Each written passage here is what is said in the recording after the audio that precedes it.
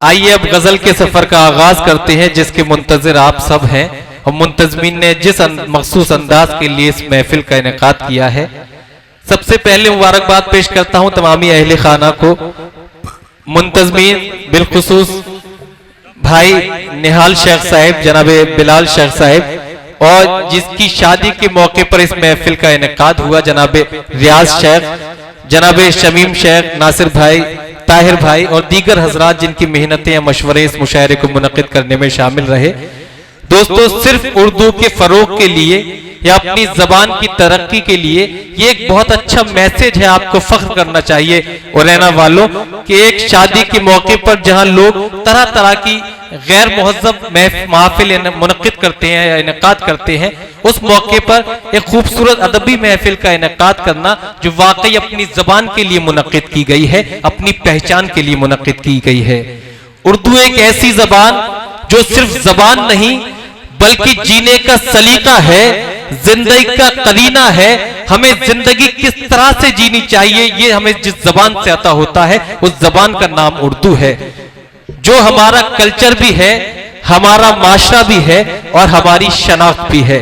अंग्रेजों ने कहा था कि अगर किसी से उसकी शनाख्त छीननी हो तो उससे उसका कल्चर, उसकी जबान छीन लो। हमें अपनी जबान को सलामत रखना है, मगर हालात ये है कि ये सिर्फ किसी एक इंसान का फर्ज नहीं है कि अपनी जबान के फरोग के लिए इस तरह की महफिलें मुनक्किद की जाए, बल्कि आप भी आज की रात आप सब हजरात भी अपने आप से ये वादा कीजिएगा कि हम अपनी जबान, अपनी पहचान के लिए कुछ ना कुछ करेंगे, चाहे वो उर्दू के अखबारात पढ़ने का मामला हो, अदबी रसाइल पढ़ने का मामला हो या उर्दू के फरोग के लिए इस तरह की महफिल मुनक्किद करने का मामला हो।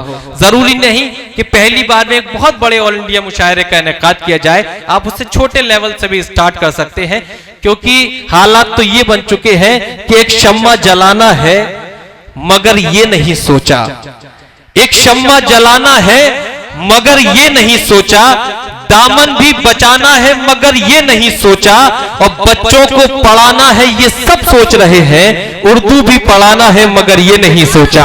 बच्चों को पढ़ाना है ये सब सोच रहे हैं, उर्दू भी पढ़ाना है मगर ये नहीं सोचा। तो दोस्तों, आपको अपनी जबान को सलामत रखना है, अपनी पहचान को सलामत रखना है, क्योंकि एक ऐसी जबान है, लखनऊ का एक शायर जिसका मजहब इस्लाम से भी ताल्लुक नहीं, ये इस बात का मैसेज है कि उर्दू एक ऐसी जबान है जो किसी खास कम्युनिटी तक महदूद नहीं है, बल्कि इससे जिसने मोहब्बत की ये उसकी होके रह गई। लखनऊ का एक शायर जनाब राम प्रकाश, मगर जब तक उसने उर्दू से मोहब्बत नहीं की थी वो सिर्फ राम प्रकाश थे, और जब उन्होंने उर्दू से मोहब्बत की तो वो राम प्रकाश नहीं रहे, बल्कि पूरी दुनिया ने उन्हें राम प्रकाश बेखुद के नाम से जाना।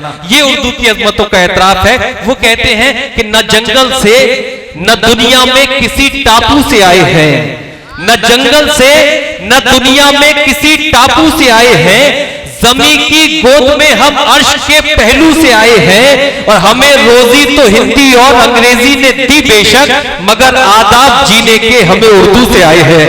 हमें रोजी तो हिंदी और अंग्रेजी ने दी बेशक, मगर आदाब जीने के हमें उर्दू से आए हैं। दोस्तों, आपकी तालियां कमजोर हैं, मुझे शिकायत है आपसे कि गजल के सफर का आगाज हो इस तरह से नहीं। ये उरैना, हतरा, सैदपुर, वजीगंज सब मेरा इलाका है, और बड़ी खुशी की बात है कि आज इस मुशायरे को दीगर अखबारात ने जिस तरह से अपने अखबारात में से पब्लिश किया, उसी तरह से आज आपका मुशायरा, बल्कि ये कहूं कि मुंतजमीन की मेहनत है कि आज की रात ये उरैना सिर्फ इस इलाके में नहीं पहचाना जाएगा, बल्कि पूरी दुनिया में अब उरैना को जाना भी जाएगा, पहचाना भी जाएगा।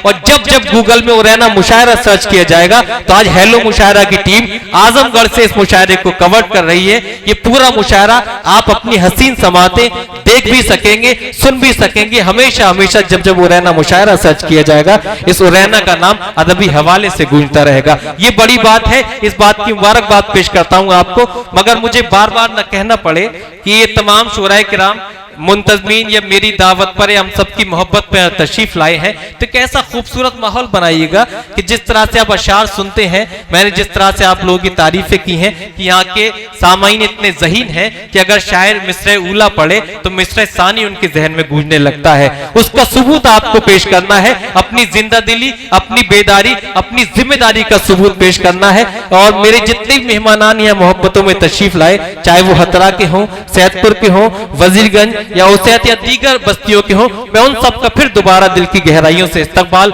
करना चाहता हूं। अब मुशायरे का अपना एक मैसेज होता है, अपना एक मखसूस पैगाम होता है दोस्तों। जब कोई भी महफिल हो, अगर वो पैगाम नहीं उस महफिल का, तो वो महफिल अधूरी है।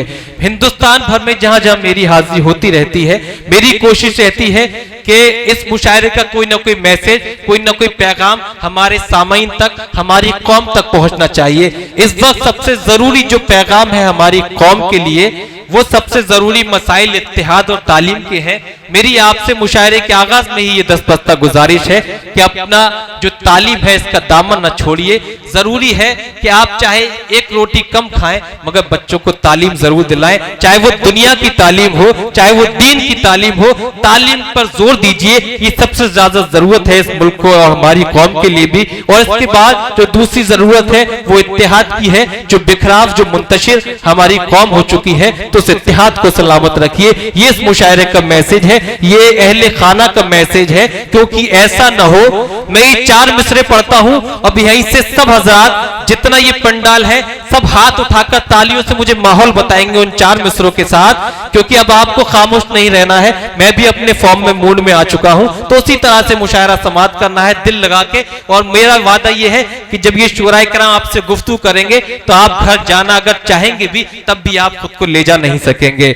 ऐसा न हो अंजाम पे पछताओ किसी दिन, ऐसा न हो अंजाम पे पछताओ किसी दिन, बेहतर है कि तुम खुद ही संभल जाओ किसी दिन। ऐसा न हो कि ऐसा न हो अंजाम पे पछताओ किसी दिन, बेहतर है कि तुम खुद ही संभल जाओ किसी दिन। हर रोज ये कहते हो कि हालात बुरे हैं, हालात की गुत्थी भी तो सुलझाओ किसी दिन। हर रोज ये कहते हो कि हालात बुरे हैं, हालात की गुत्थी भी तो सुलझाओ किसी दिन। और इन हालात की गुत्थी सुलझाना आपकी जिम्मेदारी है। उरैना वालों, हतरा वालों या जो भी हजरात हैं, ये आप इस मैसेज, इस मखसूस मैसेज को समाप्त कीजिए और अपने आप से वादा कीजिएगा, ये हालात जो खराब हुए हैं इसके जिम्मेदार हम हैं और इन खराब हालात को हमें ही संभालना है। क्योंकि हालात फिर से ऐसे हुए कि सैकड़ों खुदा हैं जिनके एक जगह खड़े हैं, सैकड़ों खुदा हैं जिनके एक जगह खड़े हैं और एक खुदा वाले सारे बिखरे हुए पड़े हैं। तो ये जो एक खुदा वाले हैं फिर से एक हो जाइए, अपना इत्तेहाद सलामत रखिए, तालीम का दामन सलामत रखिए। तो आइए हजरात, पूरी रात मुझे आपकी नब्ज मालूम है, ये तो इलाका है मेरा, पूरी रात आपसे गुफ्तगू रहेगी। उसी अंदाज में मुशायरा ये चलता रहेगा जिस तरह से आप मुंतजिर थे। गजल के पहले शायर का इस्तकबाल करते हैं, संभल से ताल्लुक रखने वाला वो शायर जो मेरे इस मुशायरे के लिए गौहर, एक मोती की तरह से चमकदार है। मैं चाहता हूं कि उसकी रोशनी में इस मुशायरे का आगाज बहुत खूबसूरत हो।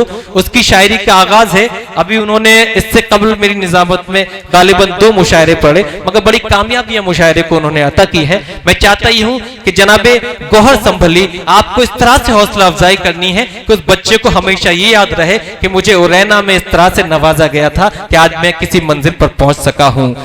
तुम अपने गम का कोई बदल कह लिया करो, तुम अपने गम का कोई बदल कह लिया करो, तन्हाई जब मिले तो गजल कह लिया करो। तुम अपने गम का कोई बदल कह लिया करो, तन्हाई जब मिले तो गजल कह लिया करो। हर कब्र में किसी न किसी का हबीब है, हर मकबरे को ताजमहल कह लिया करो। हर कब्र में किसी न किसी का हबीब है, हर मकबरे को ताजमहल कह लिया करो। अब दोस्तों, ये कुछ लोगों की जिम्मेदारियां नहीं है। कुछ लोग समझ रहे हैं ये हमारा मुशायरा, हम तालियां बजाएं, हम तो सिर्फ सुनने आए। ऐसा नहीं, आप जब इसमें तशरीफ लाएं तो आप इस महफिल का हिस्सा हैं। जब इस महफिल की कामयाबी की इबारत लिखी जाएगी तो आप सब शामिल होंगे। मेरी गुजारिश है, जो कुर्सियां पीछे हैं आप थोड़ा सा आगे आ जाइए, इस मजमे में जुड़ जाइए, इस माहौल से खूबसूरत सा माहौल बना दीजिए। क्योंकि ये जब हेलो मुशायरा, जब आपकी तरफ, आपकी जानिब अपना कैमरा करें तो उस कैमरे में आपके चेहरे भी नजर आने चाहिए। और कल तक इंशाल्लाह जब जब मुशायरा देखा जाए तो ये एहसास रहना चाहिए कि वाकई हमने भी इस मुशायरे को अपनी एक रात दी थी। तो आइए जोरदार तालियों से इस मुशायरे का पहला शायर जनाब गौहर संभली का जोरदार तालियों से इस्तकबाल करके दिखाइए कि वो तशरीफ लाए अपने इस मुशायरे का आगाज फरमाएं।